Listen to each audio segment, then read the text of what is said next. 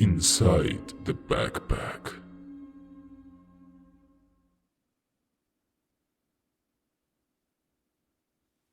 Hi, I'm Lalo. Well, before I tell you what happened, it's important that you understand the kind of person I was back then and the environment in which it all happened. High school is a world. There are all kinds of people. The jocks, the nerds, the popular, and well, people like me. It wasn't that I was invisible, but I didn't stand out at all. If I had to describe myself in one word, I'd say normal. Rodrigo, my friend for years, and I would sit together in history class. Those high school days were a mix of studying and soccer games. Rodrigo and I knew each other since we were kids. We lived in the same neighborhood. Playing with toy cars and fighting over who would be the Red Power Ranger were memories that came to mind when I saw him. Eventually, we went from playing in the street to trading video games and discussing movies. As fate would have it, we were always in the same school. Our classroom was 3B, a spacious but old classroom with large windows that let in sunlight and overlooked the sports fields. That day, I entered the classroom a little late, a common occurrence for me. As I made my way to my seat, something hit me. A strange smell, different than usual. It wasn't the typical cafeteria food smell or the sweat after PE class. It was something more pungent, something that reminded me of forgetting to take out the trash or worse. As I walked to my spot, I noticed everyone exchanging looks of confusion. Mariana, the girl who always talked out of turn, frowned and said in a loud voice, "It smells rotten." There were murmurs all around, but no one knew exactly where it was coming from. I was about to sit down next to Rodrigo when I saw his face. He was paler than usual, and his eyes were riveted on his backpack, as if he knew what was inside. My heart began to race. Miss Sophia, our history teacher, who used to be a stickler for order, looked just as puzzled. She began to walk slowly around the room, trying to identify the source of the stench. When she reached our row, her gaze fell on Rodrigo's backpack. A bead of sweat ran down her forehead. In a trembling voice, he asked Rodrigo to open his backpack. My friend, still wearing that shocked expression, did not respond. Everyone in the room looked at each other. No one dared to say anything, but the atmosphere was charged with tension. My mind began to imagine 1,000 scenarios, but nothing prepared me for what I would see next. Rodrigo, with a tremor in his hands, slowly opened the backpack. Miss Sophia, along with the rest of the room, we leaned in a little to see. And there, among his books and notebooks, was a dead rat, its throat slit, and next to it, a knife with traces of blood on it.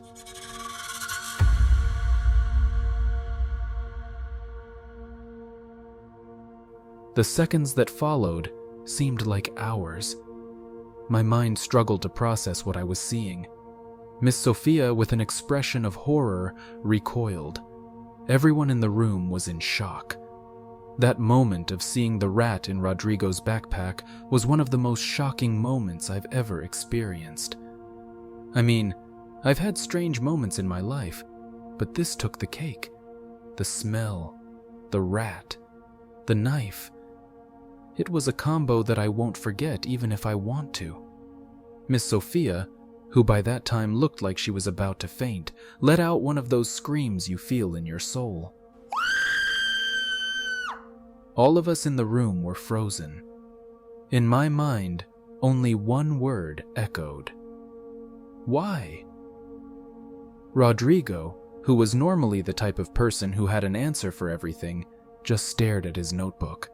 It was as if his soul was gone, as if he was somewhere else. I remember Mariana, the one who always got into everything, tried to say something, but the words just wouldn't come out. It was as if we were all waiting for something to happen, as if Rodrigo was suddenly going to say, "It's a joke." But nothing. The silence in the room was deafening. Miss Sophia, trying to keep her composure, although I could tell she was on the verge of a breakdown, left the room. I thought maybe she had gone to throw up or something, but she returned accompanied by the principal. Now, the headmistress was not a woman to be intimidated. I'd seen that woman take on troubled kids and angry parents without flinching. But that time, her expression changed completely when she saw Rodrigo's backpack. You could see it on her face that she wasn't prepared for what she saw. She put her hand to her mouth, as if she was trying to keep from letting out a scream or worse.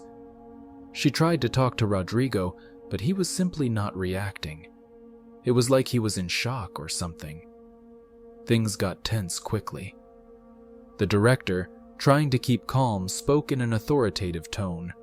"Rodrigo, look at me!" But nothing. The boy was still inert. As a last resort, she decided to call the janitor, Don Arturo, a sturdy man with strong arms, and Don Rafael, the physical education teacher, who always seemed ready to deal with anything. Between the two of them, they tried to lift Rodrigo out of his seat. And I say they tried because Rodrigo, in his catatonic state, weighed as if he were made of lead. But finally, between the combined efforts of the janitor and the teacher, they got him out of the room. All I remember after that was seeing Rodrigo's back walking away, as Don Arturo and Don Rafael dragged him down the hallway. I remember coming home and just sitting on my bed, trying to process what had happened. My mom tried to talk to me, ask me how my day had gone, but I couldn't tell her. It was too twisted. All I told her was that something had happened in high school, and I'd rather not talk about it. Incredibly enough, she understood and left me alone. Truth be told, after that day, high school was never the same. Everyone tried to act normal, but you could feel the tension in the air. Some kids even stopped coming for a few days. They said it was for security or something. I didn't quite understand. The strangest thing of all was that nobody knew anything concrete about Rodrigo. There were rumors. Yes, many rumors. From that, he had been sent to a psychiatric hospital, to that his parents had taken him to another country. But no one knew anything for sure. My friend returned to high school the following week, and I approached him to talk to him. I asked him what had happened, and he said he didn't know. That he just did it. There was no explanation. It just happened. I felt uncomfortable being with him from then on, so I gradually moved away. I think that since he became the stinker of the classroom and almost nobody talked to him anymore, he preferred to leave school, and I lost contact with him completely. It was very strange.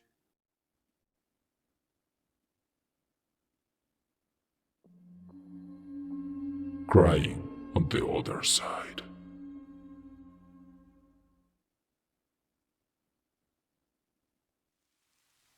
My mom, Martina, is one of those people who, if she tells you she saw a UFO, you have no choice but to believe her. Not for nothing, but because she is a woman with her feet on the ground, pragmatic, and with no time for fantasies. She worked hard all her life, and I can proudly say that she became the assistant principal of a school here in Oaxaca. Because it was so old, that building had an atmosphere that oscillated between the majestic and the sinister. Although I had visited the school several times, I always felt a kind of reverence for her. One afternoon, after a long day of classes at my own school, I returned home expecting to find her in her usual routine, preparing dinner while listening to the news on the radio. But something was out of place. The silence was absolute. I walked into the kitchen to find her sitting at our wooden table, a steaming cup of coffee in front of her, and an absent expression. That look. It was as if she had seen a ghost. "Mom, everything okay?" I asked with genuine concern. However, she didn't respond immediately. A few seconds passed, which felt like minutes, before she looked up and looked at me. Her eyes were misty, as if she was immersed in a distant memory or thought. "Javi," she whispered in a trembling voice. "Something happened to me today at the office that I can't explain." I frowned. It wasn't often my mom talked like that. Besides, what could happen in a school that didn't have a logical explanation? However, the gravity in her voice made me sit across from her, preparing to listen. "Well, you see," Mom began in a somewhat shaky tone of voice, "next to my office, there's another one that, ever since I came, has always been empty. I don't know why, really, but I never gave it any thought." I nodded. I had visited his office a couple of times and remembered the silent hallway and locked door of the office next door. It was always locked. Martina sighed before continuing. "A few days ago, I was alone in my office grading some tests when I heard crying. I thought some child was stuck in the hallway, so I went out to see, but no one was there. I went back to my office and continued about my business, but the crying was still there, louder, closer. I grimaced. "So, what did you do?" My mom looked at me with those big, worried eyes she only gets when something really has her rattled. "The first time, Javi, I tried to ignore it. But the next day while I was working, I heard it again. But this time, it was different. It wasn't just the crying. I also heard whispers, like someone was talking between sobs." I bit my lower lip. "And you're sure it was coming from that office next door?" Martina nodded. "Yes, I'm sure. I even put my ear against the wall and the sound was louder, clearer. So I plucked up my courage and went to the storeroom door. It was locked as usual, but I stood there listening. It was a woman crying, Javi. A woman crying inconsolably. I felt goosebumps rise on my skin. "And did you call anyone? A janitor or a teacher?" "Of course I did," he replied. "I called the janitor, and when he arrived, I told him what I heard. He heard the crying too, and with his set of keys tried to open the door. But Javi, the key wouldn't fit. It was like the lock had changed or something." I felt a knot in my stomach. "That doesn't make sense, Mom. Are you sure?" "Of course I'm sure," she replied in an upset voice. "And you know what the worst part is? As we were trying to open the door, I saw a shadow through the frosted glass. A woman's figure, blurry but definitely a person." I paused, trying to process the information. "So what happened next?" My mom ran a hand over her face, visibly tired. "The janitor finally managed to open the door with a passkey, but when we walked in, no one was there. Nothing, just empty shelves and old furniture piled up." I gaped. "It doesn't make sense." My mom nodded. "I thought it did, but it happened to me, Javi. It happened to me in my own office. Now, every time I stay late at school, it scares me to hear those cries. And truth be told, it's freaking me out." I looked at my mom, trying to find the right words. But honestly, what do you say to someone after hearing something like that? It all seemed so unreal, but knowing my mom, I knew she wouldn't make something like that up. We never talked about it again. And although the apparitions and crying stopped soon after, the memory of those events and Rosario's grim story stayed with us. If there is one thing I learned from this whole experience, it is that there are hidden truths in the most unsuspected places, and that sometimes the past has mysterious and terrifying ways of reminding us that it is still there, waiting to be discovered.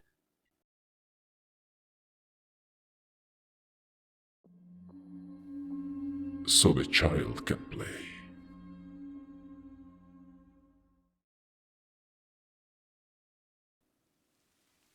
Being a physical education teacher, I have faced many complicated situations with naughty youngsters and angry parents.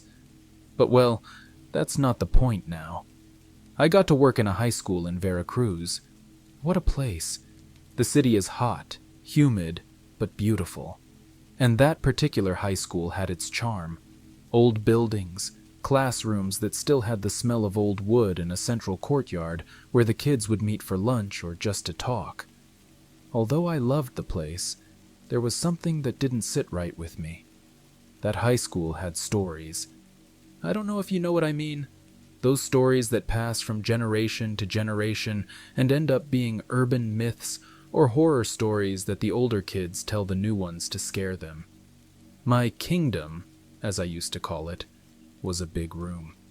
It was there where I kept all the sports equipment, balls, nets, cones, and so on. I consider myself an orderly guy. After all, order reflects discipline, and discipline is essential in sports. That's why every afternoon when classes were over, I made sure everything was in its place. But this is where things started to get weird. One morning upon arriving, I found a chaotic scene. Balls of all kinds, as if they had had a party the night before, were strewn everywhere. That puzzled me. I clearly remembered having left everything in its place. Besides, I always locked up. Always. At first I thought I had forgotten to lock up. Human error, right? But when it happened the next week, and the week after that, I started to worry. The third time, it could no longer be coincidence. Was some student playing a practical joke on me? Or worse, was something going on that I couldn't understand? Eventually, co-workers started joking around. They would say things like, "Maybe you have a secret admirer," or, "Apparently, someone likes night basketball." Although I'm not one to believe in the paranormal, I couldn't ignore the uneasy feeling that came over me every time I walked into the PE room at dawn and found the mess. What was really going on? So I decided to take matters into my own hands.